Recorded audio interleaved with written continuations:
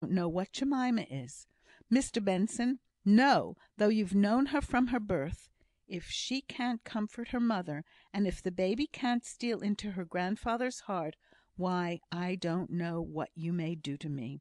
I shall tell Jemima all, and trust to her wit and wisdom to work at this end, while I do my best at the other.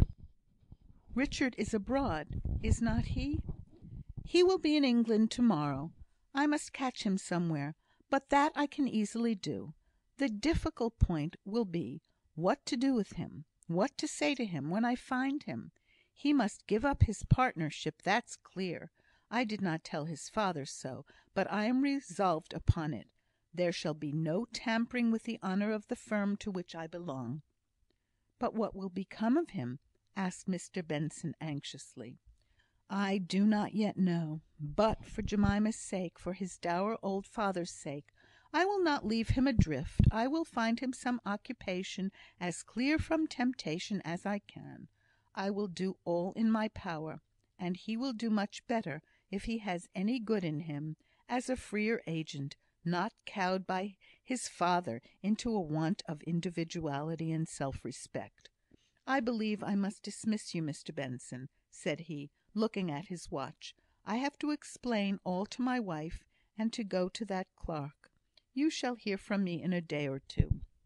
Mr Benson half envied the younger man's elasticity of mind, and power of acting promptly. He himself felt as if he wanted to sit down in his quiet study, and think over the revelations and events of the last 24 hours. It made him dizzy even to follow Mr Farquhar's plans, as he had briefly detailed them, and some solitude and consideration would be required before Mr Benson could decide upon their justice and wisdom. He had been much shocked by the discovery of the overt act of guilt which Richard had perpetrated, low as his opinion of that young man had been for some time; and the consequence was, that he felt depressed, and unable to rally for the next few days. He had not even the comfort of his sister's sympathy, as he felt bound in honour not to tell her anything; and she was luckily so much absorbed in some household contest with Sally, that she did not notice her brother's quiet languor.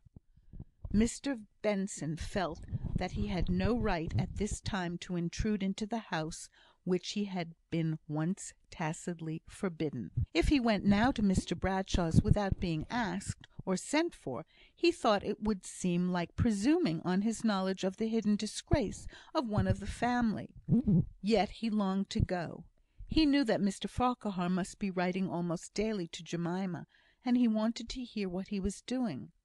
The 4th day after her husband's departure, she came, within half an hour after the post delivery, and asked to speak to Mr Benson alone.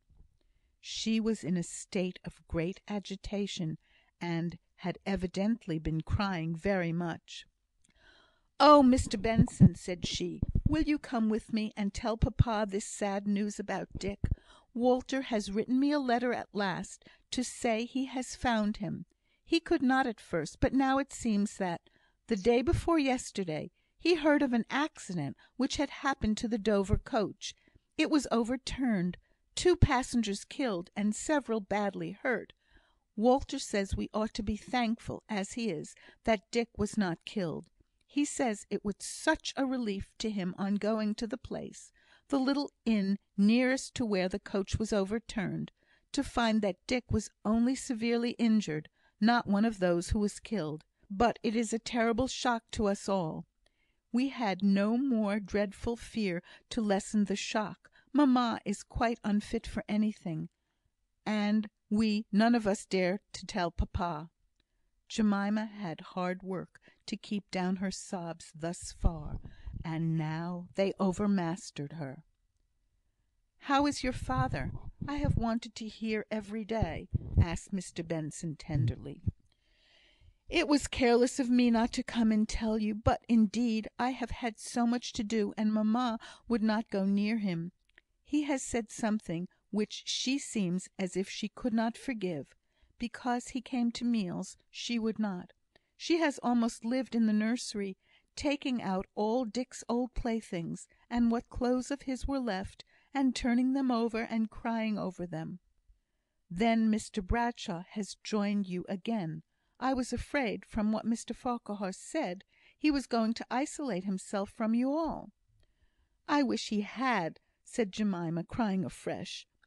"It would have been more natural than the way he has gone on. The only difference from his usual habit is, that he has never gone near the office, or else he has come to meals just as usual, and talked just as usual, and even done what I never knew him do before, tried to make jokes, all in order to show us how little he cares." "Does he not go out at all?" "Only in the garden. I am sure he does not care after all. He must care. He cannot shake off a child in this way, though he thinks he can; and that makes me so afraid of telling him of this accident. Will you come, Mr Benson?" He needed no other word. He went with her, as she rapidly threaded her way through the by streets. When they reached the house, she went in without knocking, and putting her husband's letter into Mr Benson's hand, she opened the door of her father's room, and saying, "Papa, here is Mr Benson," left them alone. Mr Benson felt nervously incapable of knowing what to do, or to say. He had surprised Mr Bradshaw sitting idly over the fire, gazing dreamily into the embers. But he had started up, and drawn his chair to the table, on seeing his visitor, and after the first necessary words of politeness were over, he seemed to expect him to open the conversation. "Mrs Farquhar has asked me," said Mr Benson, plunging into the subject with a trembling heart, "to tell you about a letter she has received from her husband." He stopped for an instant, for he felt that he did not get nearer the real difficulty, and yet could not tell the best way of approaching it. "She need not have given you that trouble. I am aware of the reason of Mr Farquhar's absence. I entirely disapprove of his conduct. He is regardless of my wishes, and disobedient to the commands which, as my son-in-law, I thought he would have felt bound to respect. If there is any more agreeable subject that you can introduce, I shall be glad to hear you, sir."